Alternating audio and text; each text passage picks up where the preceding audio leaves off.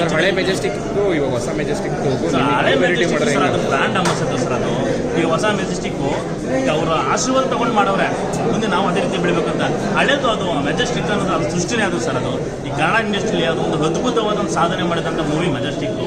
ದರ್ಶನ್ ಈಗ ಮೆಜೆಸ್ಟಿಕ್ ಅಂದರೆ ಎಲ್ಲ ಹೇಳೋದು ದರ್ಶನ್ ಅಂತಾನೆ ಮೈಂಡ್ ಸೆಟ್ ಇರೋದು, ಅದು ಬಿಟ್ಟರೆ ಬೇರೆ ಯಾರೂ ಇಲ್ಲ. ಮೆಜೆಸ್ಟಿಕ್ ಆ ಮೆಜೆಸ್ಟಿಕ್ಕನ್ನು ಸ್ವಲ್ಪ ಏನೋ ಅಣ್ಣ ತಮ್ಮದಿರೋ ಬಾಂಧವ್ಯದಲ್ಲ ಸ್ವಲ್ಪ ಹೇಳ್ಕೋತಾರೆ.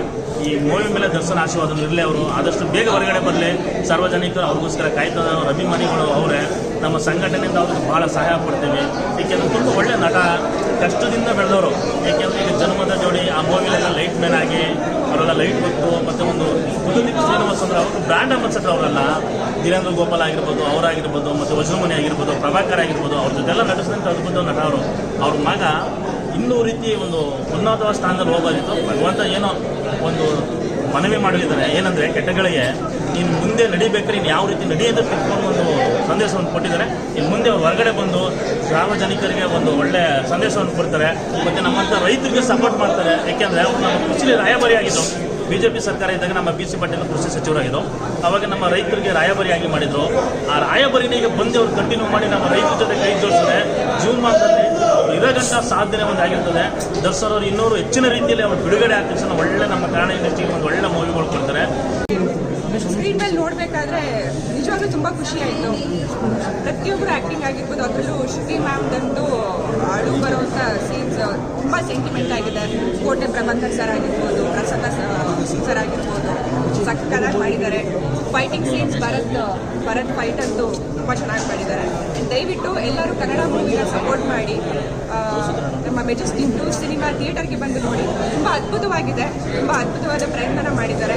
ನನಗೆ ಚಾನ್ಸ್ ಕೊಟ್ಟಂಥ producer sir Anandappa, thank you sir. ಹಾಗೆ ಇದರಲ್ಲಿ DOP ಸರ್ ಬಗ್ಗೆ ಹೇಳಲೇಬೇಕು, ಅವರು ಕೂಡ ತುಂಬ ಚೆನ್ನಾಗಿ ಅವರ ಒಂದು ವರ್ಕನ್ನು ತೋರಿಸಿದ್ದಾರೆ. ಚಿನ್ನಯ್ಯ ಸರ್, ಸ್ಟಂಟ್ ಮಾಸ್ಟರ್, ಎಲ್ರಿಗೂ ಈ ಮೂವಿನಲ್ಲಿ ವರ್ಕ್ ಮಾಡಿರುವಂಥ ಎಲ್ರಿಗೂ ಕೂಡ ತುಂಬ ತುಂಬ ತುಂಬ ಥ್ಯಾಂಕ್ಸ್. ದಯವಿಟ್ಟು ಮೂವಿ ಬಂದು ನೋಡಿ ಸಪೋರ್ಟ್ ಮಾಡಿ ಅಂತ ಕೇಳ್ಕೊಳ್ತೀನಿ. ನನ್ನ ಫಸ್ಟ್ ಫಿಲಮ್ ಮೆಜೆಸ್ಟಿಕ್ 2 ಅಂತ ರಿಲೀಸ್ ಆಗಿದೆ. ದಯವಿಟ್ಟು ಎಲ್ಲ ನೋಡಿ ಆಶೀರ್ವಾದ ಮಾಡಿ. ತುಂಬ ಕಷ್ಟಪಟ್ಟು ಇಷ್ಟಪಟ್ಟು ಮಾಡಿರೋ ಸಿನಿಮಾ, ದೊಡ್ಡ ದೊಡ್ಡ ಕಲಾವಿದರ ಜೊತೆ ಸೇರ್ಕೊಂಡು ಮಾಡಿರೋ ಸಿನಿಮಾ. ಅವ್ರ ಆಶೀರ್ವಾದ ನಮ್ಮ ಮೇಲೆ ಇದೆ ಅಂತ ಕೇಳ್ಕೊಂಡು ದಯವಿಟ್ಟು ಎಲ್ಲ ಚಿತ್ರಮಂದಿರಗಳಲ್ಲಿ ಬಂದು ನೋಡಿ ಅಂತ ಕೇಳ್ಬೋದು. ಆಮೇಲೆ ರಿವ್ಯೂಸ್ ನೋಡಿಕೊಂಡು ದಯವಿಟ್ಟು ಬಂದು ನೋಡಿ. Sir first day first show ಗೊತ್ತಲ್ಲ ಸರ್, ಹೇಗಿರುತ್ತೆ ರೆಸ್ಪಾನ್ಸ್ ಎಲ್ಲ ಹೇಗೆ ಬಂತು ಸರ್ ಆಡಿಯನ್ಸ್? ಲೈಕ್ ನೋಡುವಾಗ ಇಂಟರ್ವಲಲ್ಲಂತೂ ಎಲ್ಲ ಕ್ಲಾಪ್ಸ್ ಹೊಡೆದು ವಿಷಲ್ಸ್ ಎಲ್ಲ ಹೊಡೆದ್ರು. ಸೊ ನಾವು ಮುಂಚೆ ಹೇಳಿರೋಂಗೆ ನಾವು ಯಾರು ಇದು ಮಾಡಿಲ್ಲ, ಆರ್ಗ್ಯಾನಿಕ್ ರೋಡ್ ಬಂದಿದ್ದಾಗಿದೆ. ಸೊ ಅದೊಂದು ಖುಷಿ ಇದೆ. ಸೊ ಇನ್ನು ಹೋಗ್ತಾ ಇನ್ನು ಹೆಚ್ಚಿನ ಸಂಖ್ಯೆಯಲ್ಲಿ ಜನ ಎಂಜಾಯ್ ಮಾಡ್ತಾರೆ ಅಂತ ಅನ್ಕೋತೀನಿ. ನಮ್ಮ ಸಿನಿಮಾ ನಮ್ಗೆ ಚೆನ್ನಾಗೇ ಇರ್ತದೆ. ನಾನು ಇವತ್ತೇ ನೋಡಿದ್ದು ಸಿನಿಮಾ ತುಂಬ ಅದ್ಭುತವಾಗಿ ಬಂದಿದೆ. ಆಮೇಲೆ ನೀವೆಲ್ಲರೂ ಇಡೀ ಕರ್ನಾಟಕ ಜನತೆಗೆ ಈ ಸಿನಿಮಾನ ತಲುಪಿಸೋ ಥರ ಮಾಡಬೇಕಾಗಿ ನಾನು ನಿಮಗೆ ಕೇಳ್ಕೊತೀನಿ. ಕಾರಣ ಅಷ್ಟೇ, ಕೆಲವೊಂದು ಸಿನಿಮಾಗಳಿಗೆ ಕನ್ನಡ ಸಿನಿಮಾ ಓಡ್ತಾ ಇಲ್ಲ ಅಂತ ಇದ್ದಾರೆ. ನೋಡಿ ಬಂದು ಎಷ್ಟು ಚೆನ್ನಾಗಿದೆ ಸಿನಿಮಾ ಅಂತ ಫ್ಯಾಮಿಲಿ ಸಮೇತ ಬಂದು ನೋಡೋವಂಥ ಸಿನಿಮಾ. ಇವರು ನೋಡಿ ಯಾರು ಹೊಸಬ್ರು ಅನ್ನೋ ಥರ ಮಾಡಿಲ್ಲ, ತುಂಬಾ ಚೆನ್ನಾಗಿ ಮಾಡಿದ್ದಾರೆ. ಹಾಡುಗಳಾಗಲಿ, ಸೆಂಟಿಮೆಂಟ್ ಸೀನ್ಗಳಾಗಲಿ ಎಕ್ಸ್ಟ್ರಾರ್ಡಿನರಿ ಆಗಿದೆ. ನನಗೆ 2-3 ಸರಿ ಕಣ್ಣಿಗೆ ನೀರು ಬಂತು. ಶ್ರುತಿ ಮೇಡಮ್ ಆಗಲಿ, ಮಹಾಲಕ್ಷ್ಮಿ ಮೇಡಮ್ ಆಗಲಿ, ನಮ್ಮ ಹೀರೋ ಎಲ್ಲರೂ ಪ್ರಸನ್ನ, ಎಲ್ಲರೂ ತುಂಬ ಚೆನ್ನಾಗಿ ಮಾಡಿದ್ದಾರೆ. ಎಲ್ಲರ ಆಶೀರ್ವಾದ ನಮ್ಮ ಚಿತ್ರದಲ್ಲಿ ಇರಲಿ ಅಂತ ಕೇಳ್ಕೊತೀನಿ. Thank you.